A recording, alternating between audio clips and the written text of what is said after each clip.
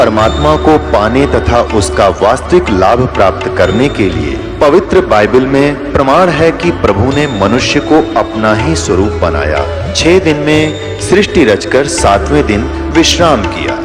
कुरान शरीफ में प्रमाण है कि हजरत मोहम्मद को खुदा स्वयं कह रहे हैं कि मैंने तुम्हें उस परमात्मा की महिमा बताने के लिए भेजा है।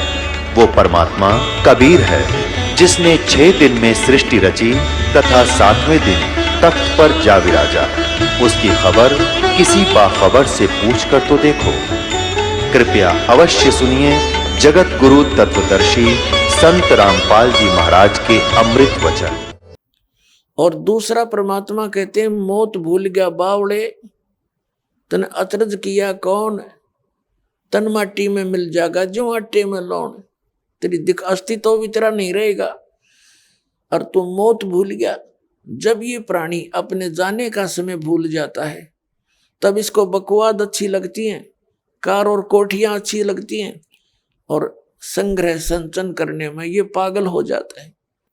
और परमात्मा परमेश्वर स्वयं आकर के ये ज्ञान देते हैं। अपने आत्माओं, ये ज्ञान सतगुरु दे सकता है। ये ज्ञान जो दास आपको दे रहा है।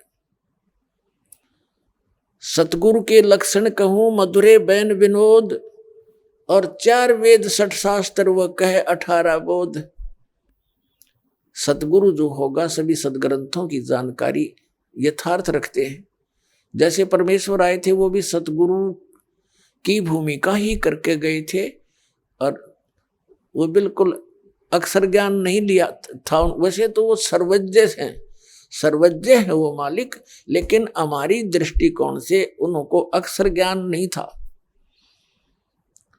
और अक्षर ज्ञान ना होते हुए और 4 वेद 18 पुराण उपनिषद और गीता बाइबल और कुरान का वो ज्ञान रखते थे। अशिक्षित होते हुए शिक्षित होकर के ग्रहण कर लेते तो ये सोचते कि इन्होंने समझ में आगी होगी बात या पढ़ने से। तो इससे सिद्ध है कि वो परमात्मा है और वो सद्गुरु भी है। वो यथार्थ ज्ञान दे करके लिपिबद्ध करवा के धर्मदास जी से और सह शरीर आए थे, सह शरीर चले गए। तो सतगुरु की सबसे पहली पहचान ये है। फिर दूसरी पहचान ये है कि सतपुरुष जिन जानिया सतगुरु तिसका नाम।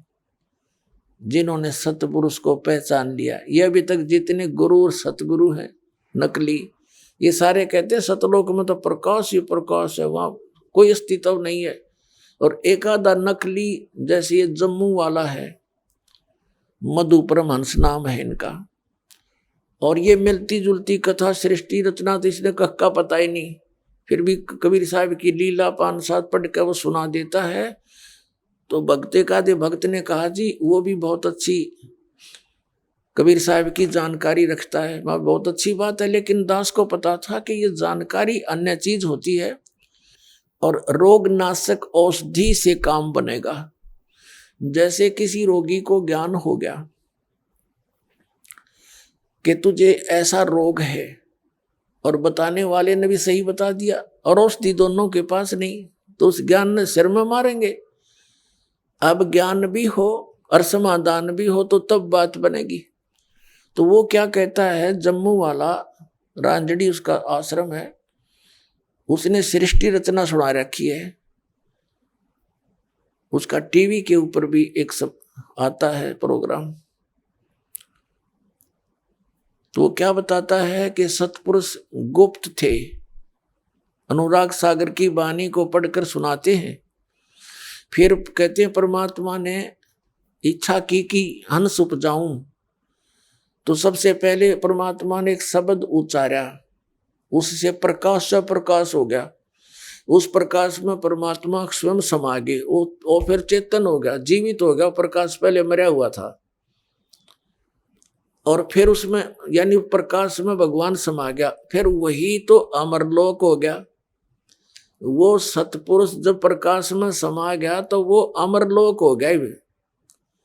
और फिर नो के सार नाम भी वही, और सतनाम भी वही, सार शब्द भी वो अमरलोक। या सुनाई उन्हें सृष्टि रचना। उसने थोड़ी सी भिन्नता यह बताई कि परमात्मा ने जीवों की उत्पत्ति नहीं की, अमर पुरुष ने, उसने ऐसे प्रकाश उछाल दिया, चटक दिया, फिर जैसे जल को मुट्ठी भर के ऊपर फेंक दें, फिर वो छोटे छोटे कण बन कर वापस आता है, जल में गिरता है, ऐसे वो प्रकाश ऊपर छटक दिया, फिर वापस आया तो वो छोटे छोटे कण बन गए उसके, और वो प्रकाश में मिला नहीं, वो छोटे छोटे बिंदु से बन गए, वो आत्मा बन गई, और वो ऐसे घूमने लगी उसमें, उस प्रकाश में, जैसे मछली समुद्र में घूमया करे। राधा स्वामी वाले जय गुरुदेव वाला न तो भगवान में वह वही सतीथि बता करके ये बता दिया कि मोक्ष प्राप्त प्राणी उसमें जाकर ऐसे डूब जाता है, मिल जाता है जैसे बूंद समुद्र में। और इस चातुर प्राणी ने चतुरता दिखाई थोड़ी सी अलग से, क्योंकि कबीर सागर में लिखा हुआ वह आत्मा का अस्तित्व अलग है, 16 सूर्य जितना उसका प्रकाश पूरी बॉडी का है। और करने नो दीदार मेल में प्यारा उसकी लास्ट की कलियों में लिखा हुआ है कि जब हंस मोक्ष प्राप्त प्राणी सतलोक में जाता है, प्रवेश करता है, उसका 16 सूर्य जितना प्रकाश बॉडी का हो जाता है। और परमात्मा साकार है भगवान, उस पर चंवर करता है, जा करके मोक्ष प्राप्त प्राणी सबसे पहले मालिक के दर्शन करता है, उनको सेवा करता है, दाता की 100 शुक्र मनाता है, उससे बातें करता है।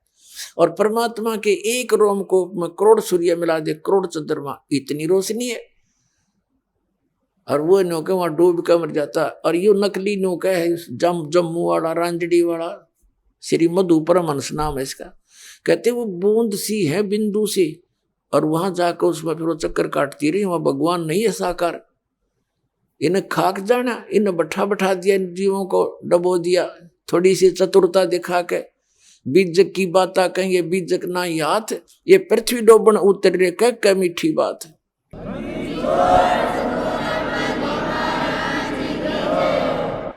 तो पुण्यात्माओं, सच्चा जो ज्ञान होता है उसमें बहुत बड़ा वजन होता है, और झूठे ज्ञान का अस्तित्व नहीं होता।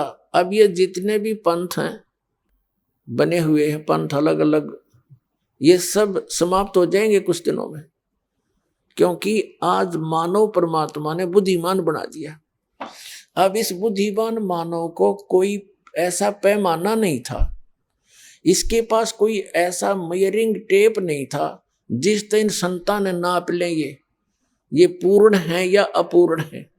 दास को परमात्मा ने वो पैमाना दे दिया, ISI मार्क का, वो तत्व ज्ञान दे दिया जो गॉड गिवन है।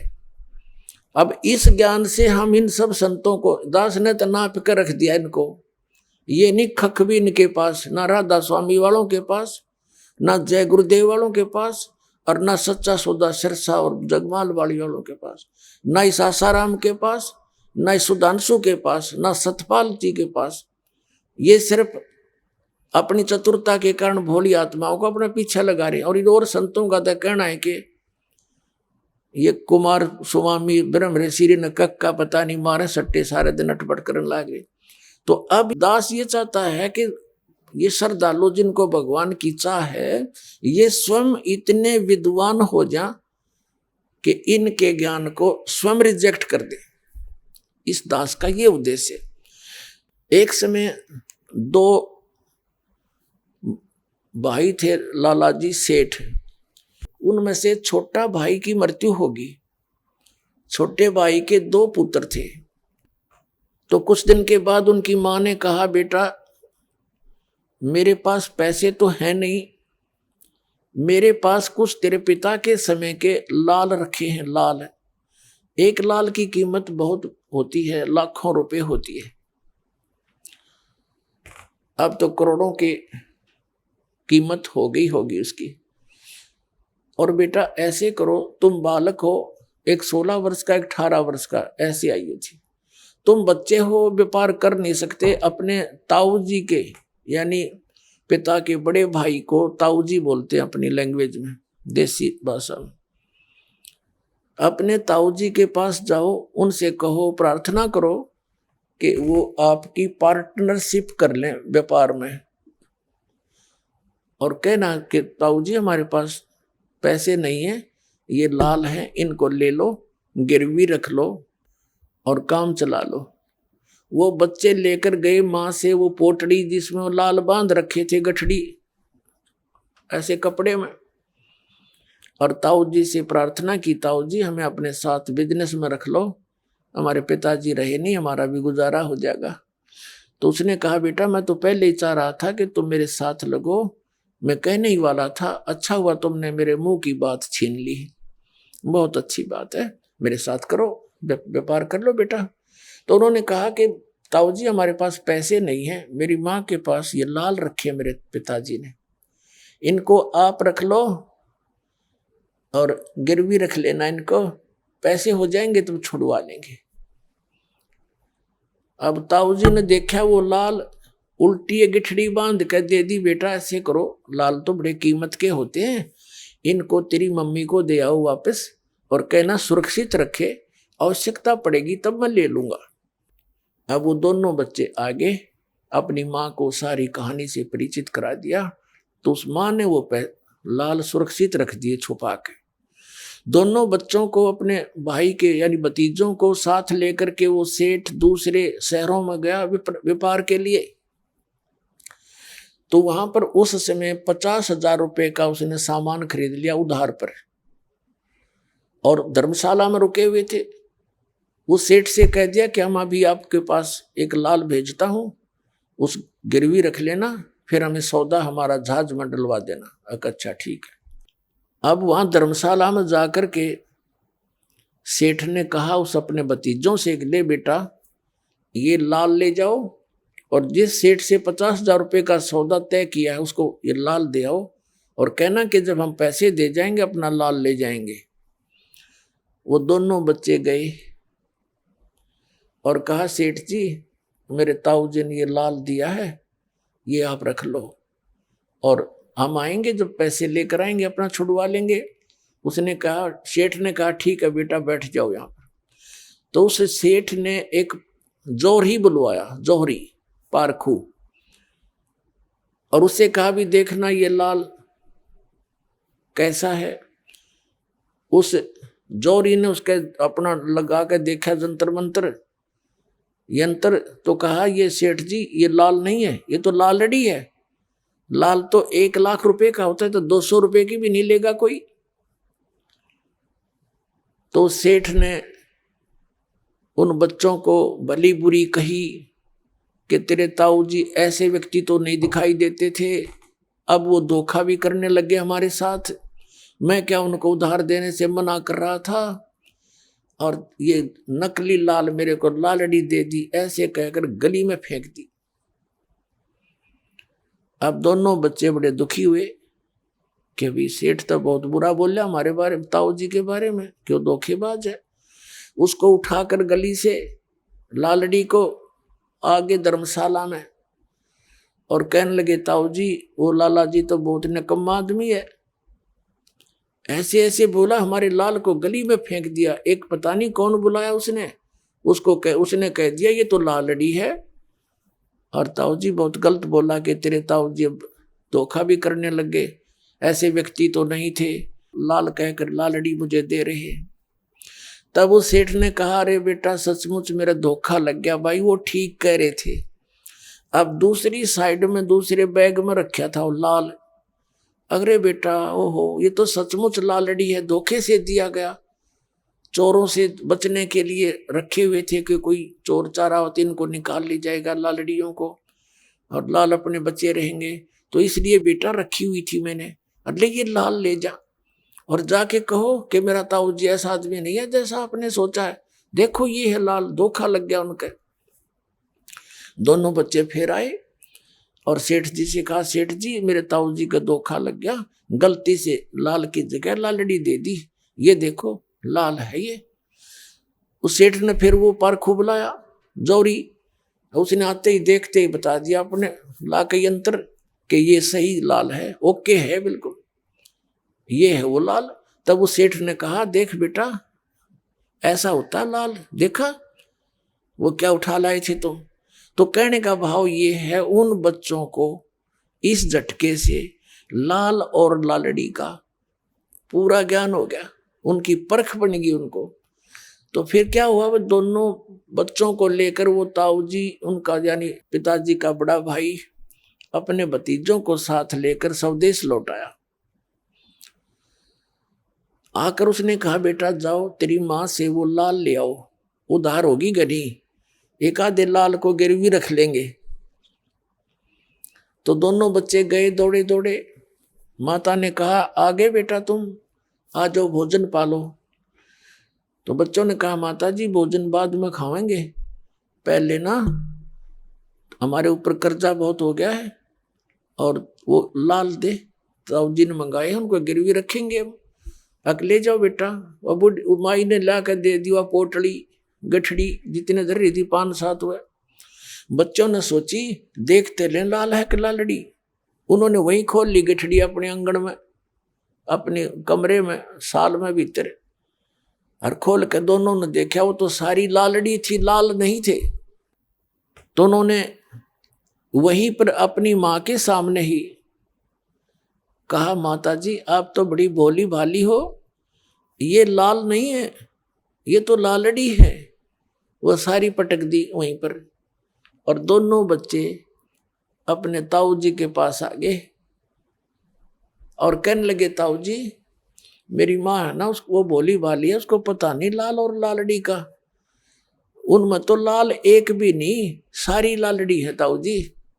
तब उस सेठ ने कहा, बेटा ये उस दिन भी लालड़ी थी, यदि मैं इनको लालड़ी बता देता तो तेरी माँ का पेटा नहीं भरा हो, न्यों कहो मेरा धनी ना रहा सिर पे। आज यो मेरी लाला ने भी लालड़ी बताने लग गया। बेटा तुमको मैंने इतना तैयार कर दिया कि तुमने स्वयं परख ली अपनी लाल और लालड़ी को, और पटक दिया उनको उठा के।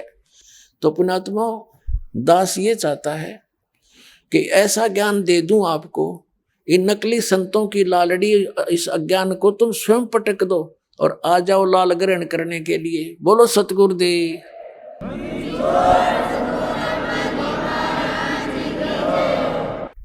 एक समय एक विद्वान था, उसका नाम था पंडित सर्वानंद, और उसने सभी वेदों को, चारों वेदों को, गीता जी को, पुराणों को, उपनिषदों को बहुत अच्छी तरह गहनता से पढ़ रहा था, अध्ययन कर रखा था, और उनके अध्याय और श्लोक मंत्र कंठस्थ याद कर रखे थे।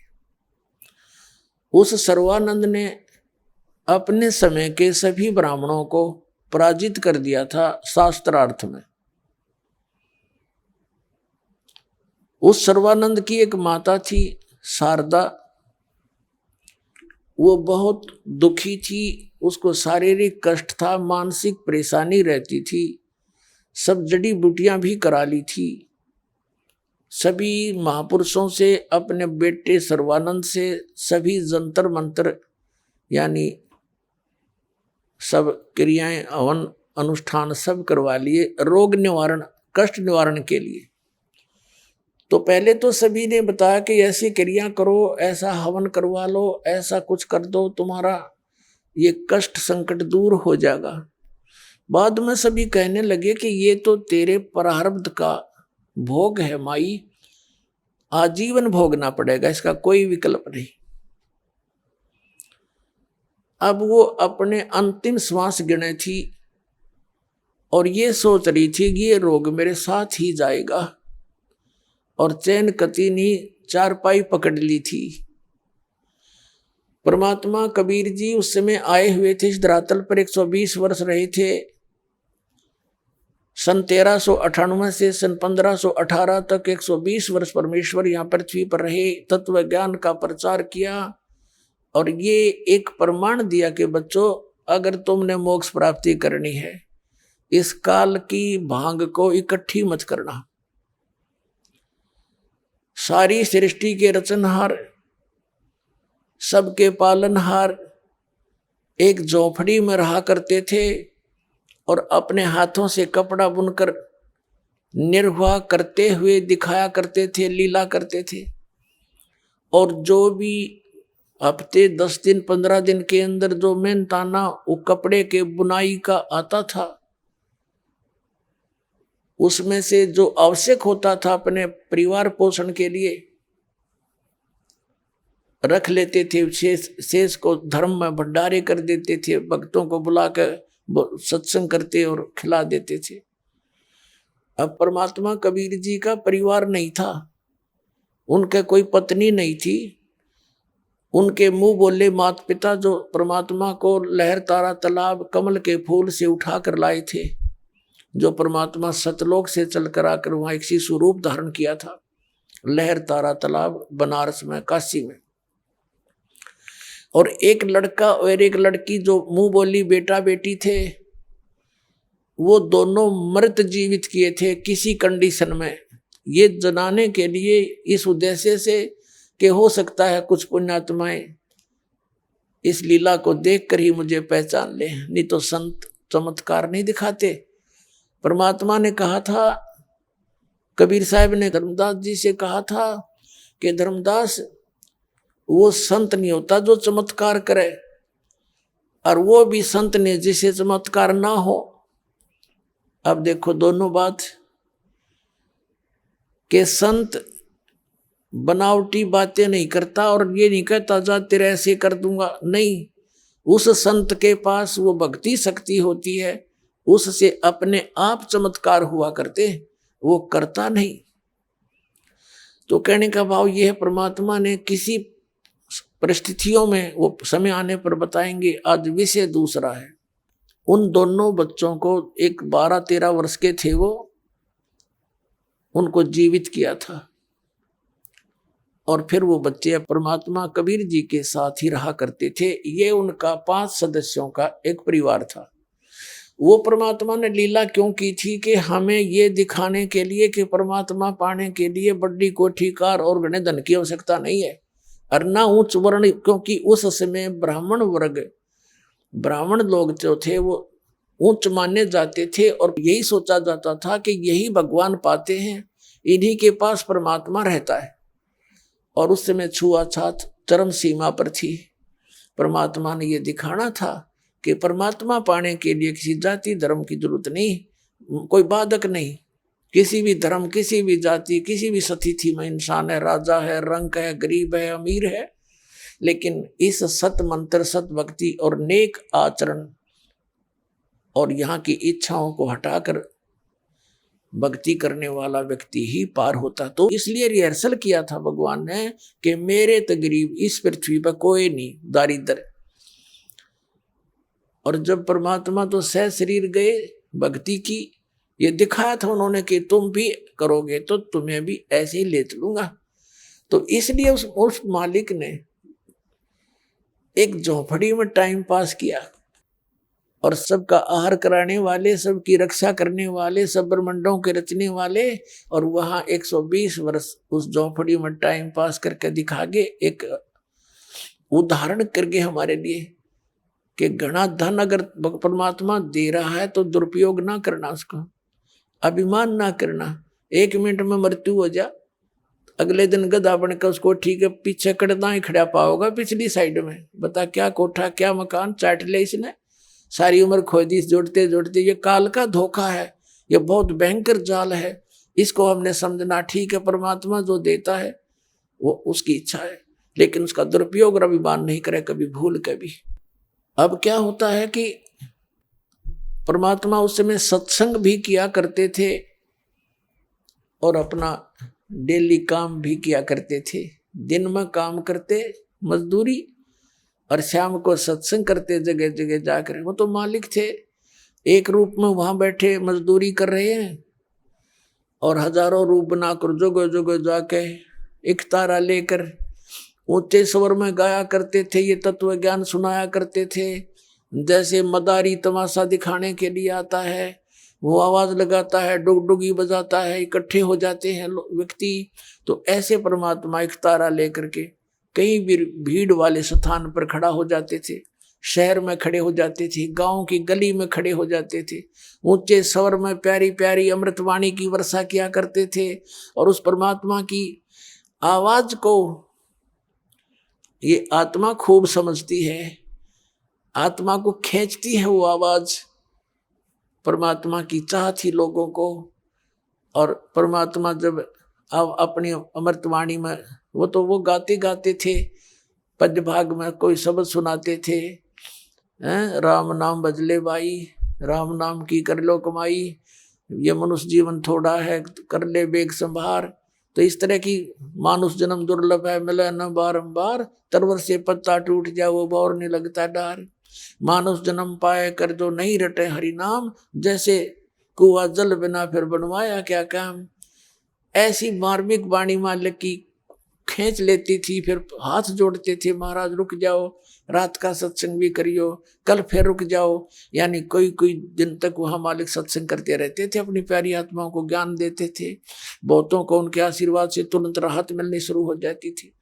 तो इस प्रकार उस कबीर परमात्मा के उस समय, जिस समय ना कोई लाउड स्पीकर था और ना ही कोई मीडिया या टीवी आदि थे, 64 लाख शिष्य हुए थे उस कबीर दानक के, उस कबीर जुल्हे के 64 लाख शिष्य हुए थे। उसमें भारतवर्ष की कुल आबादी 4 करोड़ मुश्किल से होगी, जिसमें अफगानिस्तान, बलोचिस्तान, ईरान और इराक, पश्चिमी पाकिस्तान, पूर्वी पाकिस्तान, ये सारा कुछ इकट्ठा ही था, ये भारतवर्ष था। और उस समय 64 लाख शिष्य हो जाना कोई बालकों का खेल नहीं, या किसी कोई जंतर मंतर करके बकाए। उनको सुख इतना दिया जाता है, जिसको भी आशीर्वाद देते थे और ज्ञान कहते थे बेटा दीक्षा लेनी पड़ेगी, और तो उसका कल्याण भी कर गई, उनको बैटरी चार्ज भी कर गए और उनको सुख भी देकर देते थे। वो परमात्मा सत्संग भी किया करते थे। बहुत से दुखी प्राणी परमात्मा के शरण में आने से वो सुखी हो गए थे। पुण्यात्मा, जब कबीर परमेश्वर जी लीला करते हुए 5 वर्ष के हो गए, उस समय परमात्मा ने जिस उद्देश्य से वो आए हुए थे कि तत्व ज्ञान प्रचार करने के लिए वो मालिक स्वयं आते हैं सतलोक से चलकर, और तत्व ज्ञान सतगुरु की महिमा, तत्व ज्ञान का प्रचार वो स्वयं ही कर सकता है। अपने द्वारा रची हुई सृष्टि को परमात्मा ही ठीक ठीक बताता है, विस्तार से बताता है। तो ऐसे वो प्रचार किया करते थे। उन्होंने फिर ये सोचा मालिक ने कि मेरा गुरु होना चाहिए, क्योंकि परमात्मा की वाणी है कबीर परमेश्वर जी की, गुरु बिन माला फेरते, गुरु बिन देते दाने, गुरु बिन दोनों निष्फल हैं, चाहे पूछो वेद पुराण। अब कबीर परमेश्वर जी को कोई गुरु की आवश्यकता नहीं थी, लेकिन इस काल के जाल को परमात्मा ने काटना था। अब उन्होंने यदि उस समय श्री रामानंद स्वामी जी को गुरु ना बनाया होता तो आज ये नकली काल के पंथ के पंथी संत ये कहते कि क्या कबीर जी ने गुरु बनाया था? गुरु की आवश्यकता क्या है परम धनी को? जब परम धनी ने भी गुरु बनाया है तो आज ये कंसेप्ट क्लियर हो गया कि जिसने गुरु नहीं बनाया उसका जीवन नाश होगा, और हो चुका है। अब जैसे परमात्मा कहा करते थे, राम कृष्ण से कौन बड़ो, उन्हों भी गुरु कीन, और 3 लोग के वे धनी गुरु आगे आधीन।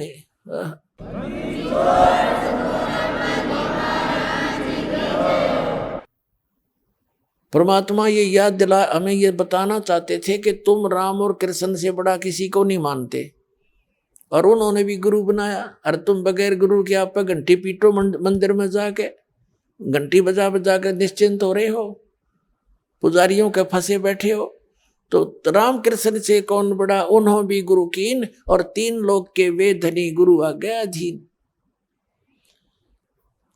फिर परमात्मा ने बताया था, गर्भ योगेश्वर गुरु बिना, और लग गया हर की सेव, कह कबीर बैकुंठ से वो फेर दिया सुखदेव। राजा जनक गुरु किया फिर किन्नी हर की सेव, कह कबीर बैकुंठ में वो चले गए सुखदेव। तो इस तरह के परमात्मा ने ये ज्ञान दिया और स्वयं गुरु बनाया। किसको? पंडित रामानंद महर्षि जी को।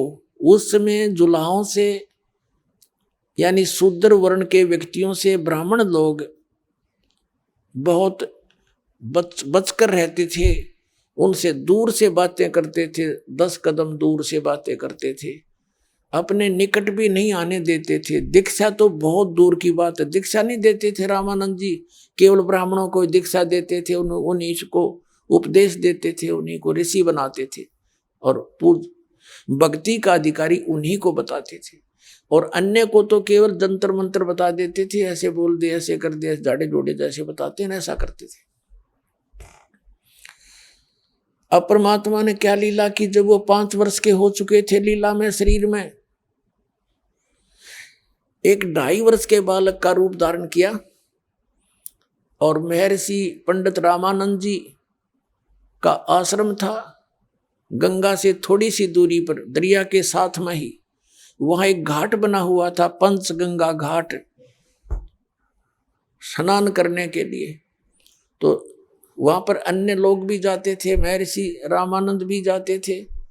वो सुबह सुबह ब्रह्म मुहूर्त में वक्त से जाते थे, गर्मियों का समय था, मौसम था। उस दिन भी प्रतिदिन की तरह स्वामी रामानंद जी स्नान के लिए उस पंचगंगा घाट पर गए। कबीर परमात्मा एक शिशु रूप धारण करके पैड़ियों पर लेट गए, 2.5 वर्ष का बालक रूप धारण करके। अंधेरे में रामानंद जी के पैर के खड़ाऊं परमात्मा कबीर जी के सिर में लगी। जैसे बालक रोते हैं ऐसे रोने की लीला की। रामानंद जी तेजी से शीघ्रता से नीचे को झुके कि किसी बालक का पैर लग गया, चोट लगी। संत दयालु बहुत होते हैं, चाहे वो क्रिया कुछ भी कर रहे होते हैं। एकदम नीचे को झुके और सिर पे हाथ रखा, बेटा रो मत, राम राम बोल बेटा, राम राम बोल।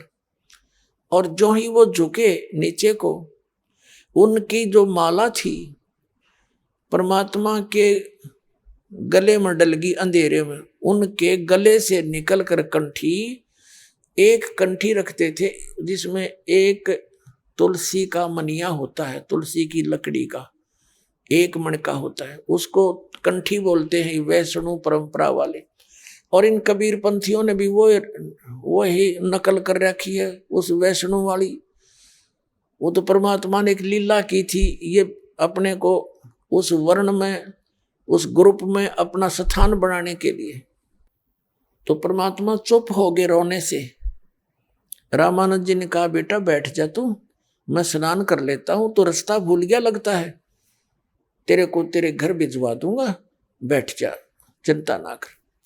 अब वो स्नान करने लगे रामानंद जी तक। परमात्मा वहां से अंतर ध्यान हुए, अपने मुंह बोले माता पिता की कुटिया झोपड़ी मां के सो गए। अब कुछ दिन के बाद दाता ने क्या लीला की, एक विवेकानंद नाम के ऋषि थे, स्वामी रामानंद के शिष्य, और विष्णु जी के उपासक थे। रामानंद जी विष्णु जी को इष्ट मानते थे, तो उनके ऋषि शिष्य बना रखे थे 1400, जो प्रचार किया करते थे, रामानंद जी से ग्रहण ज्ञान का आगे प्रचार करते थे। उनके अक्षेत्र बांट रखे थे। तो बनारस के एक अक्षेत्र में विवेकानंद का अक्षेत्र था, वहां वो सत्संग कर रहा था। तो कबीर साहब जाकर बैठ गए, 5 वर्ष के बालक। अब विवेकानंद जी विष्णु भगवान को सर्वेश्वर महेश्वर सबके मालिक, यही उत्पत्ति करते हैं, यही स्थिति करते हैं और यही संहार करते हैं। ये सारी सृष्टि के रचनहार हैं। इनके कोई माता पिता नहीं है, इनकी जन्म मृत्यु नहीं होती है। जैसा भी ये लोक वेद दंत कथा सुनाया करते थे, वो सारी कथा सुनाई। तो परमात्मा ने खड़ा होकर कहा, सत्संग समापन हो गया। महर्षि विवेकानंद जी ने कहा कि जी किसी को कोई शंका हो तो प्रश्न कर सकते हो। परमात्मा खड़े हुए, 5 वर्ष के बालक, और कहा, स्वामी जी मुझे शंका है, मैंने एक समय एक ब्राह्मण शिव पुराण पढ़ रहा था और उसमें लिखा था कि श्री विष्णु जी का जन्म श्री देवी दुर्गा से और काल रूपी ब्रह्म के पति पत्नी विहार से हुआ। ये उनके माता पिता हैं। अब महर्षि विवेकानंद जी ने कहा कि तू कौन है, क्या कह रहा है तू, झूठे कपटी, ऐसा कुछ नहीं है।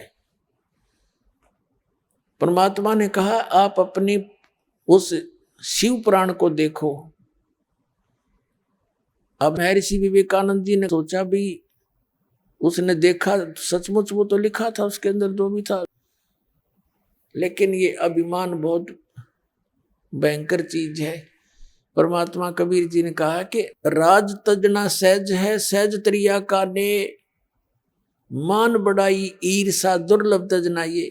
अरे इनके तुझे बिना भगवान मिले नहीं, मान बढ़ाई और ईर्षा के तुझे बिना भगवान नहीं मिले। और राज त्याग दिया, नारी त्याग दी, और ये बाकी दोष जो के तू व्हाट इज यूज। तो परमात्मा कहते हैं एक नारी त्याग दीनी, पांच नारी गैल बे, और पाया न द्वारा मुक्ति का सुख देव करीब सैल बे। एक नारी एक स्त्री को त्याग दी, ये पांच नारी तेरे साथ हैं, काम क्रोध मोह लोभ अहंकार, इनसे पीछा छुटा, जब मोक्ष निष्ठ आएगा।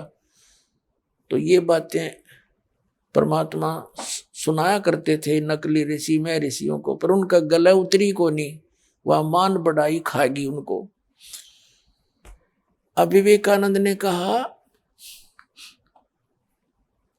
कि तू ये तने तिलक कैसे लगा रखा है। एक वैष्णव साधु जो रामानंद जी के शिष्य होते थे, पूरा तिलक लगाते थे, यहां से लेकर यहां तक नाक पर पूरा चंदन का। परमात्मा ने भी ला कर जा रहे थे क्योंकि वो चेले हो गए थे उनके। अब उसने कहा कि तूने ये तिलक कैसे लगा रखा है, तू किस जाति से संबंध रखता है। तो श्रोताओं ने बता दिया ये तो नीरू जुलाहे का बेटा है, कबीर इसका नाम है, और ये जहां भी जाता है किसी के भी सत्संग में यो छेड़छाड़ करे बिना टिकता नहीं, इसकी आदत खराब है। श्रोताओं ने कहा। तो फिर उस विवेकानंद की हिम्मत बन गई, कहने लगे अरे तूने कोई गुरु बना रखा है, ये तिलक लगाया तूने। कहा जी मैंने गुरु बना रखा है। क्या नाम है तेरे गुरु का? विवेकानंद जी ने पूछा। परमात्मा ने कहा जो तेरा गुरु है स्वामी जी वही मेरा गुरु है।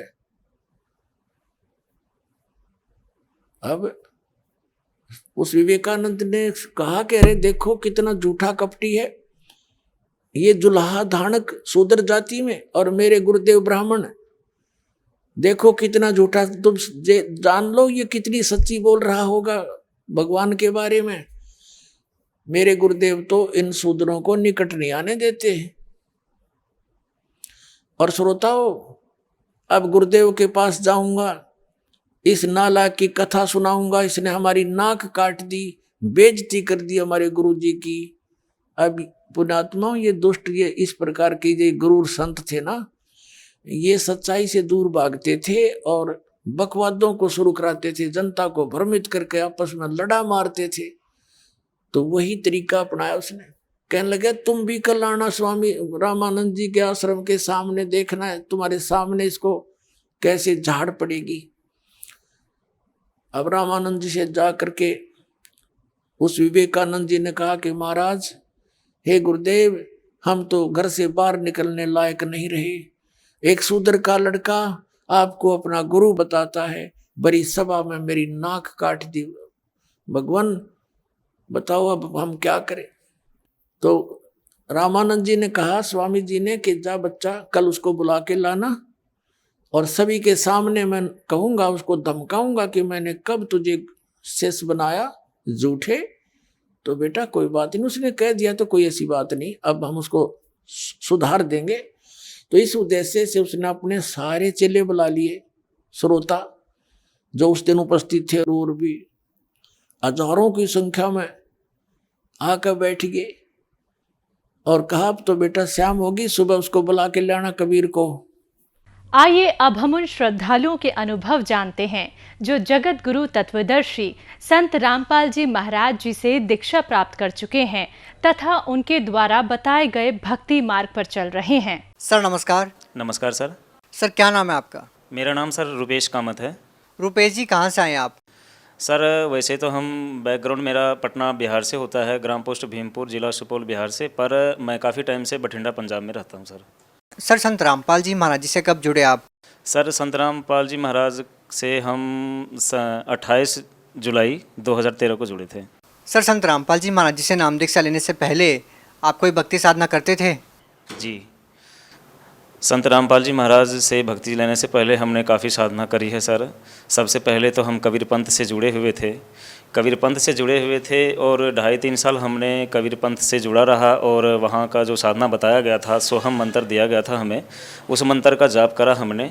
और इसके बाद जब हम लुधियाना में रहने लगा, काफ़ी टाइम में जब वहाँ बीत गया तो मुझे पता चला कि मैं ब्यास वाले का कोई पंथ है, राधा स्वामी पंथ से सूचक है और उसका एक अंग है जो फिरोजपुर डिस्ट्रिक्ट बस्ती बलोचा में तेजा सिंह जी महाराज हैं, जो राधा स्वामी पंथ के परिवर्तक हैं। तो उससे मैंने दीक्षा लिया था सर 2000 में, और 2000 में उससे दीक्षा लेके हम लगभग 2007 तक उसका भक्ति करा और उसको छोड़ा नहीं था। तो लुधियाना से लगभग 30-40 किलोमीटर आगे है, तो वहाँ पे हमारी पोस्टिंग होती है और वहाँ पे जाते सार होता क्या है, जो हमारे अंडर काम आता है वो साईं मंदिर होता है, एक ट्रस्ट के जरिए काम बनता है जीपीएस कॉलेज के बैक साइड, वो काम हमारे अंडर होता है और बड़े बड़े लोगों का 6-7 कोठियाँ का काम होता है, 8 साइड हमारे अंडर होता है और 8 साइड को चलाने लग जाता हूँ। कुछ टाइम पाके होता क्या है कि साईं मंदिर जो बनता है उसका जो ट्रस्ट होता है उसका पूजा देख के मेरा भावनात्मक इतना बढ़ जाता है भाव कि हम राधा स्वामी पंथ को भूल के और साईं में लीन हो जाते हूँ। और अमलोह रोड एक पड़ता था, वहाँ पे साईं का मंदिर होया करता था, वहाँ से पंडित जाते थे और वहाँ इंजीनियर के पोस्ट पर रहने की वजह से जान पहचान काफ़ी ज़्यादा हो जाता है और लोगों के साथ में थोड़ा सा बैठने उठने से तालमेल बढ़ता है। और वीरवार के दिन हम अमलोह रोड जाना शुरू कर दिया खन्ना में। तो सर होता क्या है कि धीरे धीरे राधा स्वामी पंथ को भूल के हम बिल्कुल समझो कि अपने आप को समर्पित कर दिया साईं में, और साईं में समर्पित होके हमने भक्ति करने लग गया। सर पहले आप राधा स्वामी पंथ में रहे, उसके बाद आपने शिरडी साईं बाबा की भक्ति करना शुरू कर दिया, तो फिर सर आपका संत रामपाल जी महाराज जी की शरण में कैसे आना हुआ? सर इसके पीछे भी बहुत बड़ी बात है। मंडी गोविंदगढ़ में भी जब मैं रहता था तो संत रामपाल जी का कोई शिष्य था जो हमारे पास एक बुक लेके आया था, भक्ति का सौदागर, और उसके साथ में कई बुक सारी था। तो वहाँ हमारे ऑफिस का दरवाज़ा खटखटा के आता था, हम उससे बात नहीं करना चाहते थे। वो कहते थे कि सर एक बार आपसे मिलना चाहते हैं। तो काफ़ी हमारे ना हर एक संडे वाले दिन आ जाते थे, ऑफिस का आधा टाइम होता था, आधा टाइम हम छुट्टी करते थे, लेकिन वो उसी टाइम आ जाते थे और मुझे डिस्टर्ब करते थे कि आप ये कोई संत है और वो भक्ति कबीर पंथ से है और आपको ये बुक दे के हम ज्ञान समझाना चाहते हैं। तो हम सुनना नहीं चाहते थे उसका बात, और उसको हम बोलते थे कि भाई हम दुनिया में जितने भी संत हैं सबको तकरीबन देखा है, राधा स्वामी से बढ़ के कोई संत नहीं है। मैंने ब्यास वालों से जुड़ा हुआ है, वहाँ भक्ति करा, अब शिरडी साईं वाला से मैं जुड़ा हूँ, कबीर पंथ से जुड़ा हुआ, आसाराम बापू से भी दीक्षा ले रखा था, अमृतसर जाके हमने वो भी 2 साल भक्ति करा है। बीच में लगभग तकरीबन सारे संत को जान चुका है, मुझे किसी संत के चक्कर में नहीं पड़ना है। शिरडी साईं वाला से बढ़ के कोई है ही नहीं, ना तो कोई भगवान है, क्योंकि उस बीच में होता क्या था कि हम साईं सच्चरित्र को तकरीबन बारीकी से पढ़ चुका था। जब संत रामपाल जी के शिष्य बार बार आने लगे, हमारे ऑफिस के इर्द गिर्द रहते थे और उसका एक ही सिद्धांत था कि बुक दे के जाएँ भक्ति का सौदागर, हम लेना नहीं चाहते थे। तो कई बार हुआ क्या कि हमारे साथ जो जूनियर रहते थे वो बोले कि सर ये बार बार आते हैं, आपसे मिलना चाहते हैं, एक बार बुक लेके तो देखें, फ्री में दे के जाते हैं या पैसा 10-20 रुपये क्या होता है, कोई मोल नहीं रखता। मैं बोला चलो छुटकारा ही तो पाना है इससे, चलो कोई बात नहीं बुला लो। बुलाया उसको ऑफिस में, चाय पानी पूछा, बोलते नहीं जी। तो मैंने बोला अच्छा आपकी बुक की कॉस्ट क्या है? तो उसने बोला कि नहीं जी कुछ भी नहीं है, आप पढ़ लो, यही एक सेवा होता है हमारा। हम बोले जी भाई आपके ट्रस्ट में है और क्या है, किस पंथ से हो? उसने बताया कि कबीर पंथ से हैं। हम उसको फिर अपने हिसाब से अपने स्टेटस के मुताबिक उसको समझाया कबीर पंथ के बारे में, क्योंकि पहले हम 2-2.5 साल जाना था कबीर पंथ को, सोहम मंत्र का जाप मिला हुआ था, उसको मैंने करा हुआ था। तो जितनी मुझे ज्ञान था अनुराग सागर के अनुसार से उसको समझाया, वो सबको बायकाट करते हुए बोला सर आप एक बार प्लीज़ इसको पढ़ेंगे। मैंने बोला चलो ठीक है कोई बात नहीं, टाइम लगेगा, पढ़ेंगे। बड़े आदर भाव देखा उसके अंदर, पर मैंने इन चीज़ों को अपने दिमाग से निकाल दिया। कुछ मैं जब ऑफिस में जो हमारा ऑफिस के अंदर चेयर के सामने हमारे काउंटर थे, काउंटर में रोज़ रखते थे जहाँ हमारी फाइल होती थी, और ख़ास करके मैं मोबाइल रखता था, उसके बीच में जो हमारा खास पेटेंट चीज़ होता था उस कैटलॉग के बीच में उस बुक को रखा हुआ था। मैं रोज़ का 2-3-4 बारी ज़रूर खोलता था, उस बुक को काउंटर पर रखता था और काउंटर से फिर दोबारा अंदर रखता था, लेकिन मैंने पढ़ा नहीं उसको। ऐसे जी निकलता गया टाइम, साल निकल गया। साल निकलने के बाद होता क्या है कि मैं अपने घर जाता हूँ छुट्टी मनाने, काफ़ी टाइम के बाद जब छुट्टी मनाने घर जाता हूँ तो देखता क्या हूँ कि उस बुक के माध्यम से हमारे घर में हर जगह संत रामपाल जी महाराज का पोस्टर लगा हुआ होता है, और हमारी माँ उससे दीक्षा लेके भक्ति करती होती है। और हमारे घर का जो पहले की बात थी, हमारे साल 1.5 साल जाने के बाद जो स्थिति को देखा, मैंने देख के चकाचौंध रह गया कि ये क्या हो गया। ये तो बुक में छापा हुआ पोस्टर देखा था, क्योंकि उस बुक के अंदर ना कबीर साहब और संत रामपाल जी महाराज के 2 पोस्टर लगे हुए थे, और फोटो को मैं देखता था पर कभी एक चैप्टर पढ़ा नहीं था कभी, और मैंने मतलब नहीं रखा था पढ़ने। मैंने चलो कोई बात नहीं, 10 रुपया ही तो गया है। जब मैं घर जाता हूँ तो होता क्या है कि हमारे वहाँ पे संत रामपाल जी का कुछ शिष्य थे, बोलते हैं कि जी आप इसको पढ़ के देखो एक बारी, आपने तो दुनिया बहुत देखा होगा, बड़े लोगों के साथ उठना बैठना है, पर इस बुक को देखो आप सब कुछ भूल जाओगे। हम बोले अरे भाई, दुनिया देखने के लिए बुक की ज़रूरत नहीं है, पढ़ना लिखना और पैसा की ज़रूरत सबसे बड़ी है। शिक्षित हैं, ज्ञान है, और इसके साथ में पैसे की ज़रूरत है। दुनिया देखने के लिए बुक से कुछ नहीं मिलता। पर जो संत रामपाल जी का ज्ञान था उसके आधार पे उसने काफ़ी समझाने की कोशिश करी। समझते समझते जी होता क्या था कि हमारा जो बुरा लत था, 4:30 बजे के बाद हम किसी का नहीं सुनता था। 4:30 बजे के बाद हम 9 बजे रात तक जहाँ कहीं भी हो, किसी भी स्टेट में हो, तो या तो हम 3 स्टार में या तो हम हेवन में मिलते थे। इसके अलावा मतलब क्योंकि हमारा जहाँ भी जिस कंपनी में काम करते, पहले हम बोलते थे कि भाई 5 से लेके 9 बजे तक हम किसी का नहीं है, हम काम इतना पहले कर देंगे कि आपको ढूंढने की लोड़ नहीं है। और ये हम हेवन में बिताते थे, क्योंकि पैसा होता था। हम शौकीन थे खाने पीने का, और इतना शौकीन थे सर कि मैं आपको क्या बताऊं, हम ब्रांडेड चीज़ लेते थे, लत लगी हुई थी, बुराई थी हमारे अंदर। और वो टाइम था, वो संत रामपाल जी के शिष्य हमारे सामने बैठे रह गए, और हमने बाइक निकाला, और निकालने के बाद हम निकल जाते हैं वहाँ से और चले गए जहाँ नशा पत्ता का चीज़, जैसे कि शराब का, वहाँ पे बहुत बड़ा ठेका था, हाथा दुकान था, और वहीं पे हाथा बैठने वाला था। तो वहाँ हम निकल के चले गए, और चले गए तो हम वापस आए 9:30-10 बजे। लेकिन संत रामपाल जी के शिष्य जो हमारे घर पे बैठे थे 3-4, वो बैठे ही रह गए हमारे इंतज़ार में, और वो सीढ़ी चला के बाकायदा और सत्संग लगा के रखे हुए थे। जब हम 9:30 बजे आते हैं तो हम नशे में धुर्त थे, हमें ये पता नहीं लगता था कि बाइक कहाँ रोकूं, कहाँ जाऊं, किधर। पर सामने संत रामपाल जी का प्रवचन चल रहा था। तो आते सार मुझे बड़े आदर से, ड्रिंक किया हुआ था हमने, लेकिन बड़े आदर से मुझे बैठाते हैं कुर्सी पे कि आप बैठो यहाँ पे। तो हम वहाँ 2 मिनट बैठा, हमारे पल्ले नहीं पड़ा, और हम वहाँ से उठ के चले जाते हैं। और अब हम अपने बेडरूम में चले गए। बेडरूम में चले गए तो नशे के हालत में देखते हुए संत रामपाल जी के शिष्य हमें कुछ नहीं कहे, और वो चले गए। सत्संग चलता रहा होगा, ये मुझे पता नहीं। जब हम सवेरे सो के उठते हैं तो मेरे उठने से पहले हम देखे कि वो भाई जो थे 3-4, वो फिर देखे बैठे हुए। हम बोले भाई तुम्हारे को काम नहीं है? वो कह रहे हैं कि नहीं, काम तो बहुत है सर, लेकिन आप बहुत दिनों के बाद आए हो, इसलिए आपसे मिलने का इच्छा इतना था कि आपसे बात करें, लेकिन आप है कि हमसे बात नहीं करना चाहते हो, आप तो नशे में रहते हो, आप इतना ऊपर चले गए कि हमें पता ही नहीं था कि अपने आप को भी भूल गए हो, और अपनापन की तो बात ही नहीं रही। उनके बातों में थोड़ी सी दम लगी कि भाई ये बात तो सही है कि इतने दिन के बाद हम आए, हमारे से मिलने के लिए बेचारे आ जाते हैं, पर इनके बातों पे गौर ना करके हम ड्रिंक करने चले जाते हैं, दारू शराब में डूबे हुए हैं हमेशा, यही बातें। तो होता क्या, मेरे जेब के अंदर ना बड़े कॉस्टली सिगरेट था जो हम लेके जाते थे, ठंडा वो उसका निकलता है। तो मैंने अपने जेब में सिगरेट का डब्बा रखा हुआ था, और संत रामपाल जी के शिष्य को बोलता हूँ चलो ठीक है, बड़े दिनों के बाद आए हैं, सिगरेट लगा लो। और उसको मैं जैसे ही देता हूँ तो वो कहते हैं नहीं नहीं, और हाथ जोड़ लिया, बोलता है ये बहुत ही गंदा चीज़ है, इसको हम लोग हाथ नहीं लगाते। हम बोले भाई इतना कब से सुधर गया तुम लोग? बोले सर जब से आपकी दूरियां बढ़ी है तो अच्छे लोगों से तो हमारी मिलन हुई है, आपसे दूरियां बढ़ी, आप में जो अच्छाई जितना बढ़ा है उससे कई गुना ज़्यादा मुझे महसूस होता है कि आप कहते हो अच्छा, लेकिन हमारे नज़र में आप बहुत जगह दलदल में चले गए हो, हम इन चीज़ों को छोड़ चुका है, हम हाथ नहीं लगाते। ये तो आप काफ़ी दिन के बाद इसलिए बैठे, नहीं तो आम आदमी होता तो मैं उसके पास भी नहीं बैठते। तो इन बातों से ना हमारे दिल में चुभन सा, अरे तुम कहते हो कि मिलने आए हैं और दूसरी बात तुम कहते हो कि हम पास नहीं बैठते, ये तो अच्छी बात नहीं है। पर चलो जो बात करना चाहते हो करते हैं हम बातें। नाश्ता की तैयारियां हुई, मेरी मदर नाश्ता लेके आई और जगह जगह पे संत रामपाल जी का फोटो पोस्टर लगा हुआ था, कबीर भगवान का लगा हुआ था, अच्छा सा लग रहा था, दिल को छूता था कहीं ना कहीं बात। हमारे मन में कसक जगी और उसी दिन मैंने बोला कि भाई तुम कहाँ पे हो, जो संत रामपाल जी के शिष्य थे। तो बोले कि जी हम यहीं पास में ही हैं। हमने बोला यार तुम आज सत्संग लगा के मुझे सुनाओ कि इस सत्संग में आखिर ऐसा है क्या कि ये सारी बुराई जो लत लगी रहती है इंसान को वो दूर हो जाता है, क्योंकि हम तुम पे भरोसा तो कम करते, आखिर में मेरी माँ कह रही है तो कहीं ना कहीं सच्चाई होगी। तो जी हुआ क्या कि उसने सत्संग ले आके भक्तों ने लगाया और शाम के 4 बजे ही लगा दिया और सत्संग देखना हम बैठ गए आराम से। सिगरेट का डब्बी हर एक 2 मिनट बाद लगा लेता था, पर सत्संग में ऐसी कसक बनी कि आधा घंटा के बाद मैं सिगरेट को लगाना ही भूल गया।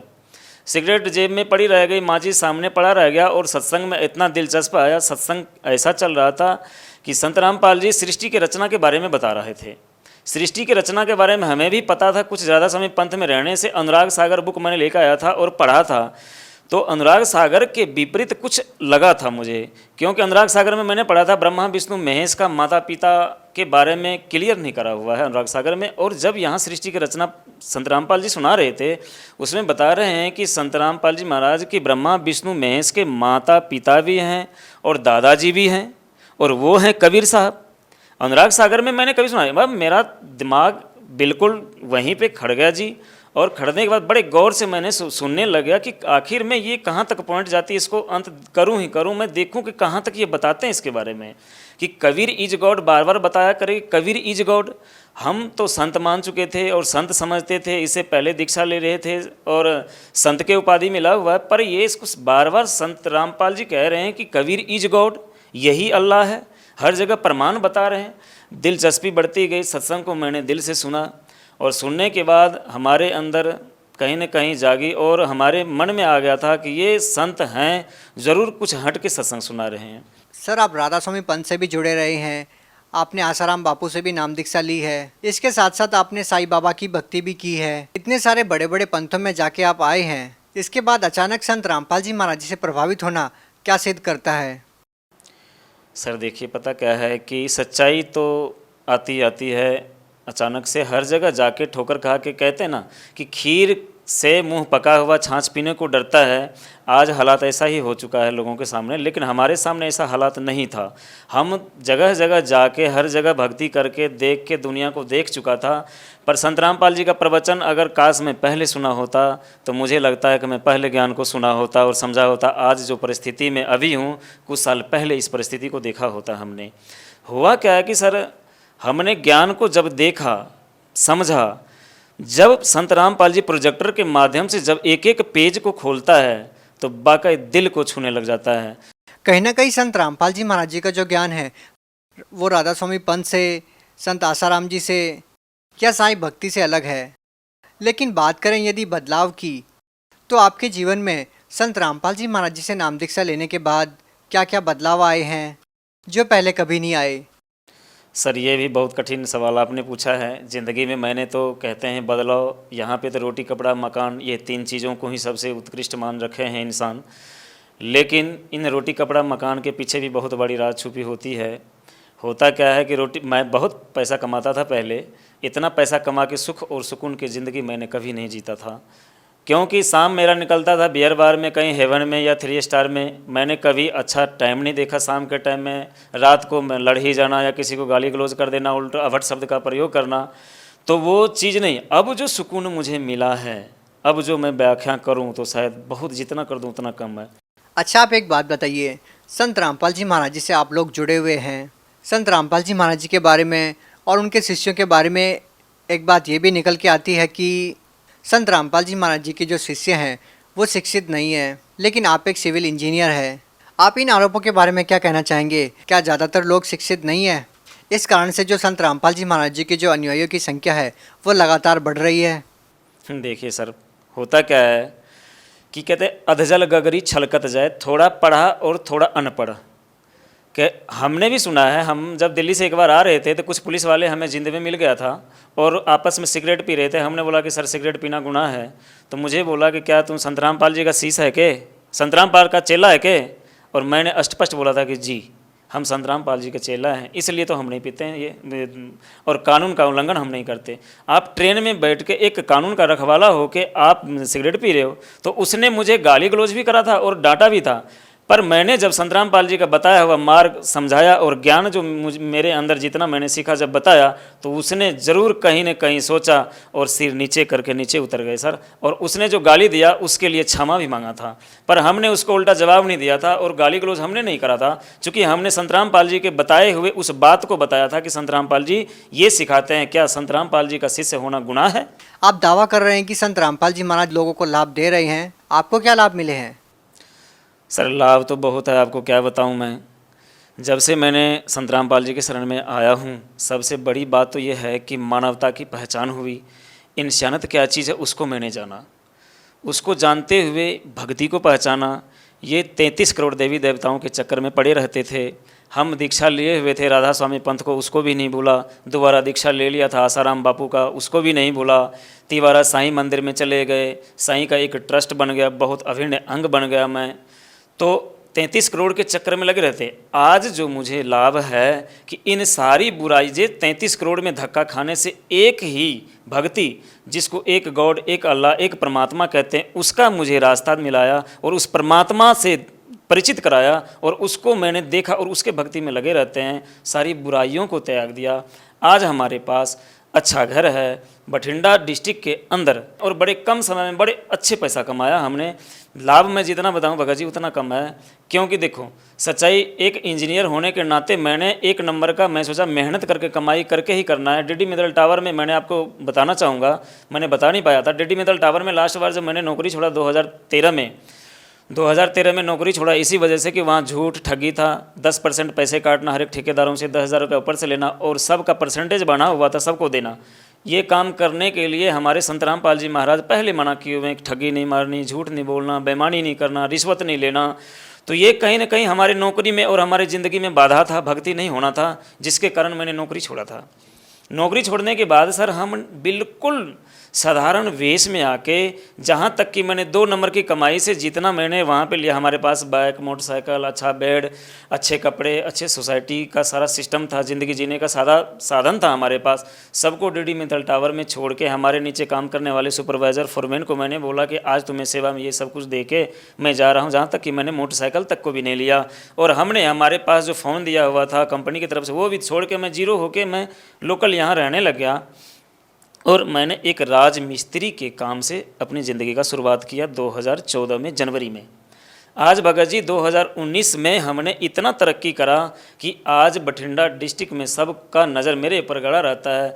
लगभग मैंने करोड़ों रुपया कमाया है। और कमाया कैसे? झूठ बोल के नहीं, ठगी मार के नहीं, बेईमानी करके नहीं, हेरा फेरी करके नहीं।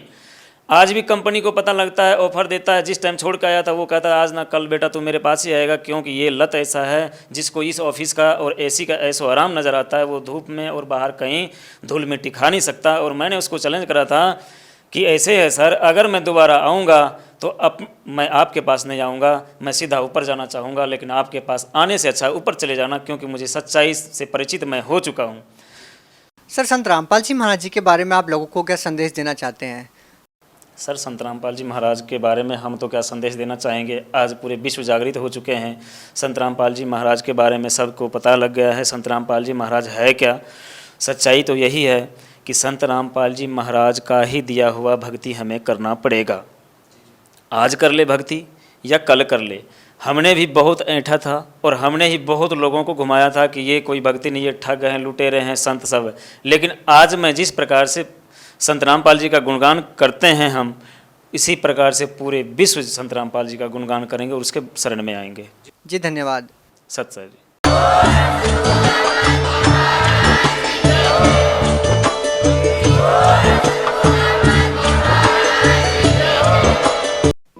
आप सुन रहे थे जगत गुरु तत्वदर्शी संत रामपाल जी महाराज के मंगल प्रवचन। अधिक जानकारी के लिए संपर्क करें।